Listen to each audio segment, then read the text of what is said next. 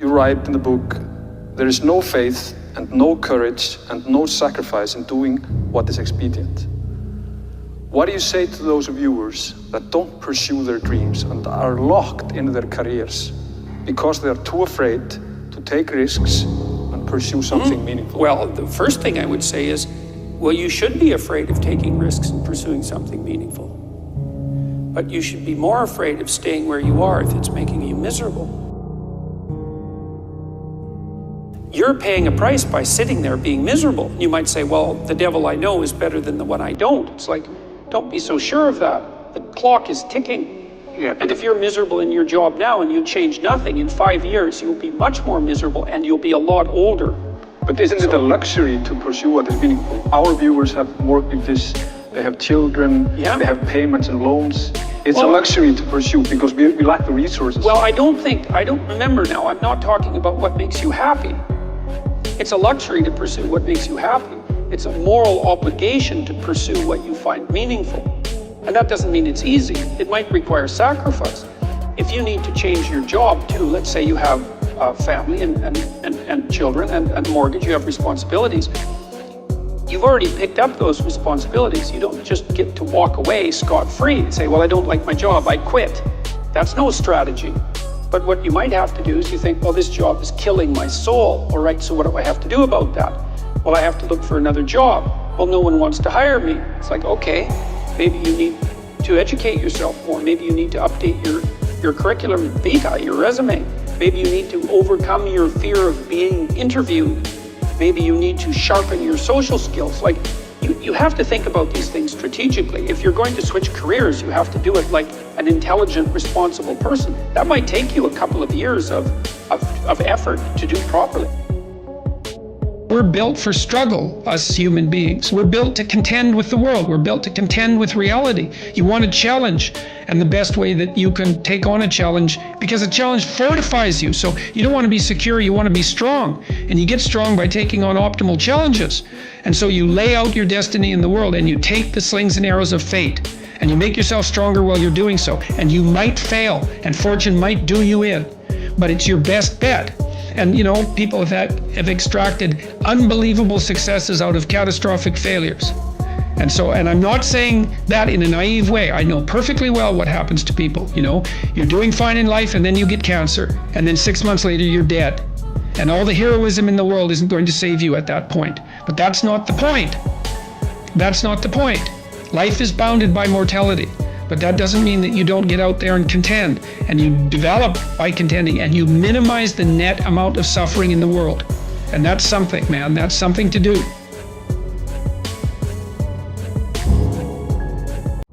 Compare yourself to who you were yesterday, not to who someone else is today. Because you need to have a hierarchy of improvement. You need to be aiming for something, and that means you're going to be lesser than people who've already attained along that dimension. So the question is, who should you defeat in the final analysis? And the answer is, you should defeat your former self. You should be constantly trying to do that. And you're the right control for yourself too, because you're the one who's had all your advantages and disadvantages.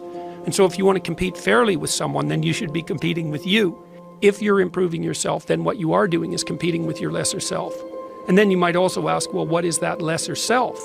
And that lesser self would be resentful and bitter and aggressive and vengeance-seeking, and all of those things that go along with having a negative moral character. And those are things that interfere with your ability to progress as you move forward through life.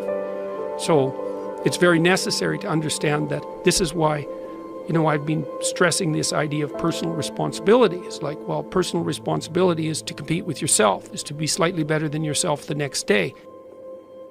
And it better in some way that you can actually manage, and that's humility. Like, well, I'm a flawed person, I've got all my problems. Could I be as good as person X? It's like not the right question. The right question is, could you be slightly better tomorrow than your currently flawed self?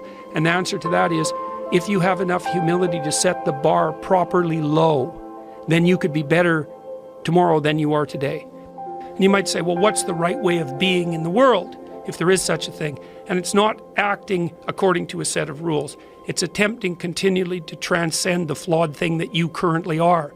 And what's so interesting about that is that the meaning in life is to be found in that pursuit. So I've been laying that out in these discussions too, because I say, well, The fundamental issue is that life is tragic and difficult, very tragic and difficult for everyone. And it's also tainted by malevolence, because no matter how things are tragic and difficult, but there's always some stupid thing that you could do or someone else could do that could make it even worse than it has to be. And so that's life. And you need an antidote to that, because that can embitter you. Constant contact with that, just the tragedy, but the tragedy combined with betrayal and malevolence, that makes it even worse, especially if it's self-induced. Okay, so you need something to set against that so you don't get bitter and resentful. Well, what do you set against that? Doing something worthwhile, by your own definition, say. You need some reason to get the hell out of bed on a terrible day because you've got something good to do.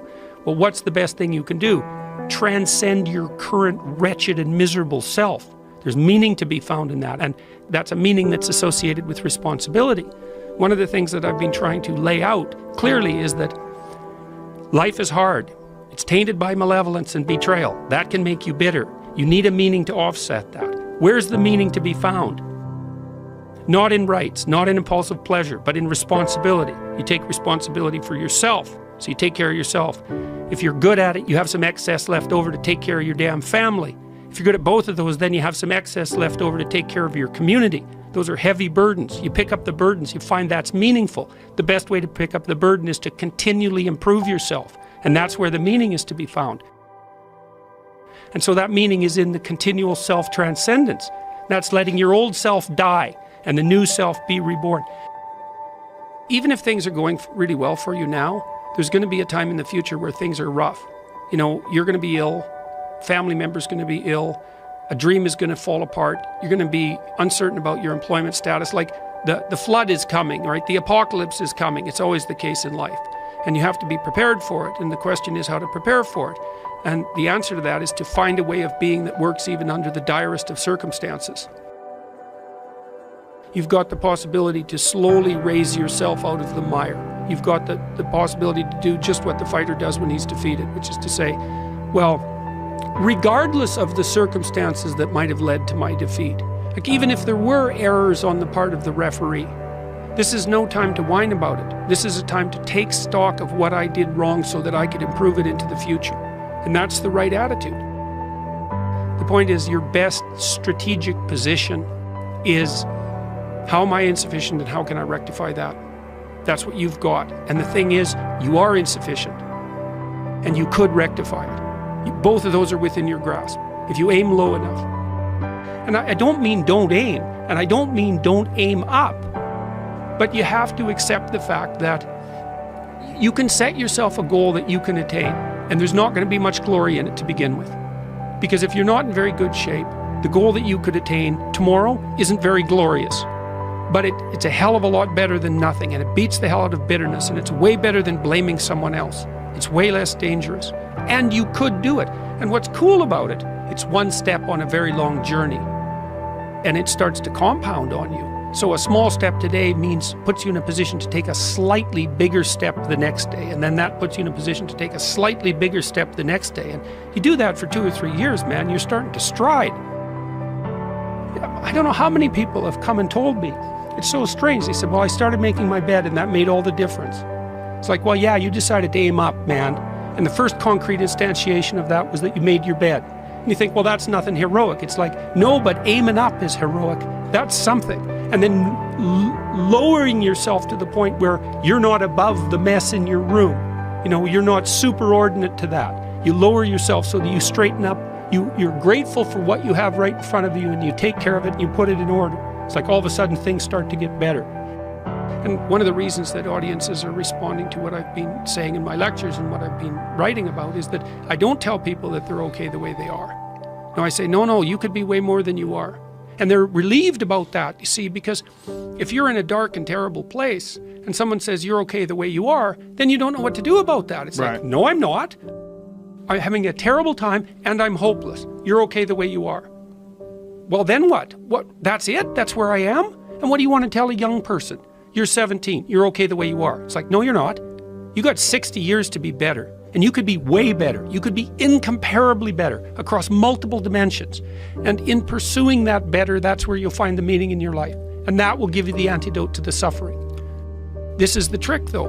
You have to pick a path of discipline. What path of discipline you have to pick is a different issue. So there could be a rule. The rule might not be follow this rule. The rule might be you have to follow some rules. So it's a meta rule. And the meta rule is you have to discipline yourself. And the issue is, well, how?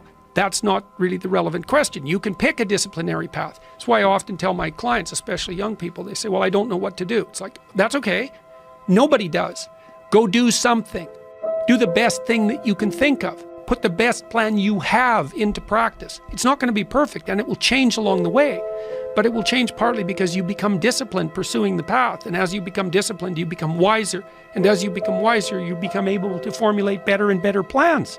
So you can start vaguely and confused and develop a plan that's not so great, and you start to implement it, and then you accrue incremental wisdom as you implement your flawed plan.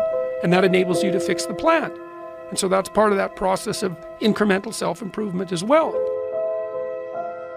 Imagine you only have $100,000 to go buy a house. And so you go look at this house, and it's like, Jesus, this house, man, it's like it needs a lot of work. It's like, well, that's all you've got. Well, are you going to pretend that the house is okay the way it is? Or are you going to look for where it's rotten and where the plumbing doesn't work and where the stove doesn't work? You have to go and look and see where everything needs to be fixed. And that is harsh, man. And then in order to do that properly, someone has to have taught you, it's look, you aren't your problems. You're most fundamentally that which, if it confronts its problems, can solve them. And that's the hero myth in a nutshell, by the way. The hero is the person who confronts horrible, chaotic potential and tames it and makes something of it, right? That's the fundamental human story. But the problem is that you have to face what you don't want to face in order to fix it. So you look at all the things about yourself that need to be burned off, that need to be dispensed with. And that, man, especially at the beginning, especially if you're screwed up, that may be like 95% of you. It's not pleasant. But if you know that you're the thing that can transcend your problems, most fundamentally, if you know you're the thing that, if it faces the problems, can transcend them, then you have the faith that would enable you to take stock of who you are. My daughter was very ill when she was a kid, but particularly when she was a teenager. She had a very terrible time of it.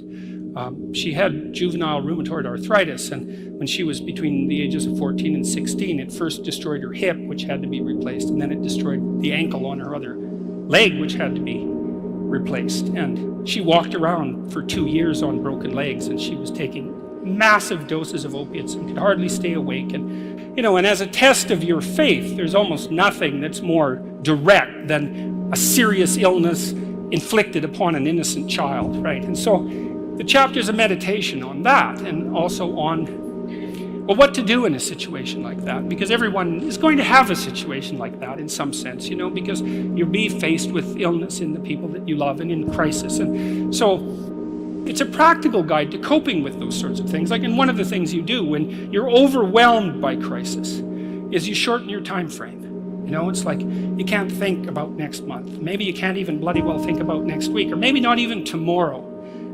Because now is just so overwhelming that that's all there is. It's like, and that's what you do. You cut your time frame back until you can cope with it. And if it's not the next week that you see how to get through, then it's the next day. And if it's not the next day, then it's the next hour. And if it's not the next hour, then it's the next minute. And people are very, very, very, very tough.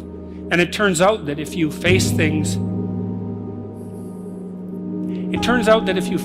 that you can put up with a lot more than you think you can put up with, and you can do it without becoming corrupted. You have to be alert when you're suffering. You have to be alert to the beauty in life, the unexpected beauty in life. And you have to look for that little bit of sparkling crystal in the darkness when things are bad. You have to look and see where things are still beautiful and where there's still something that's sustaining. And you narrow your time frame, and you be grateful for what you have, and that can get you through some very dark times. And maybe even successfully if you're lucky. But even if unsuccessfully, then maybe it's only tragic and not absolute hell. And you can do that, in the worst situation. You can make it only tragic and not hell. And there's a big gap between tragedy and hell. There's nothing worse at a deathbed than to see the people there fighting. The death is bad enough. But you can take that, as terrible as it is, and make it into something that's absolutely unbearable. And maybe I think, and this is sort of what I closed the book with, is this idea is that if we didn't all attempt to make terrible things even worse than they are, then maybe we could tolerate the terrible things that we have to put up with in order to exist. And maybe we could make the world into a better place.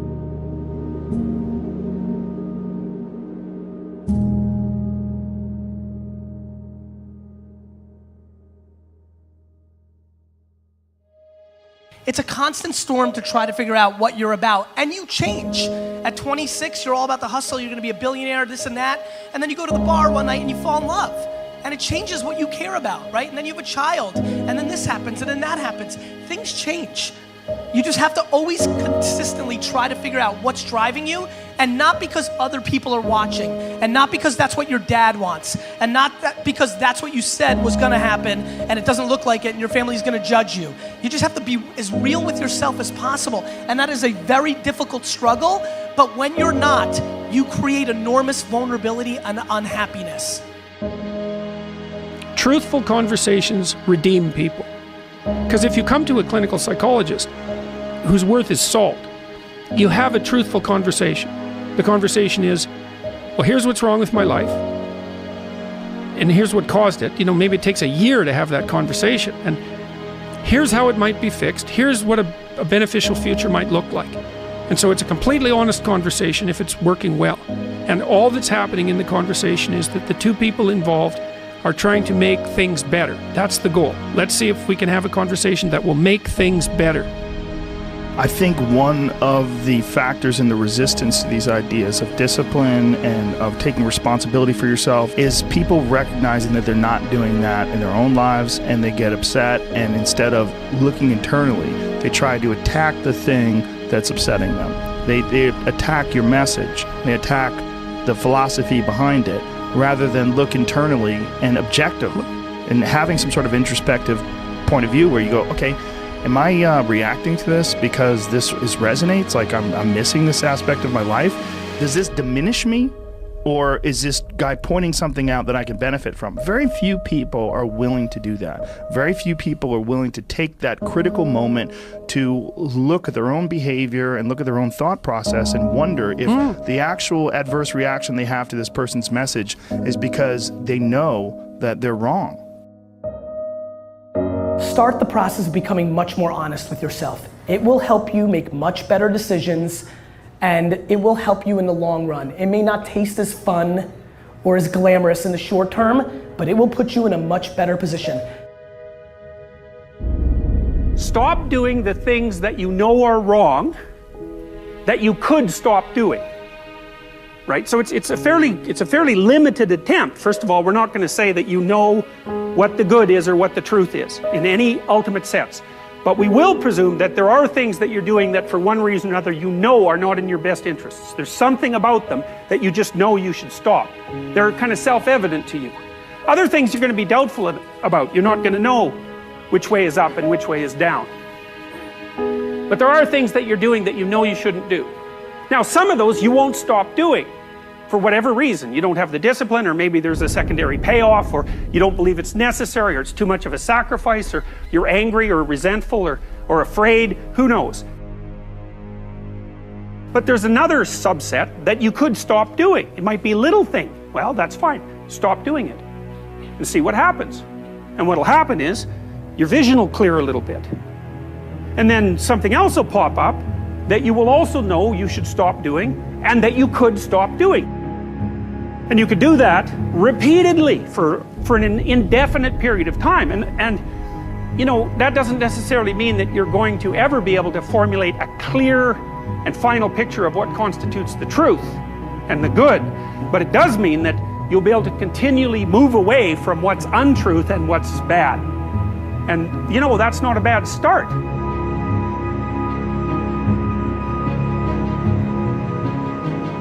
Discipline, it does start with waking up early. It really does. But that is just the beginning. Discipline is the root of all good qualities. But you have to absolutely apply it to things outside of just waking up early. It's everything. It's working out every day, making yourself stronger and faster and more flexible and healthier. It's about disciplining your emotions so you can make good decisions. It's about doing the tasks that you don't necessarily want to do, but that you know will help you. And that's what discipline is. Discipline means taking the hard road, the uphill road, to do what's right.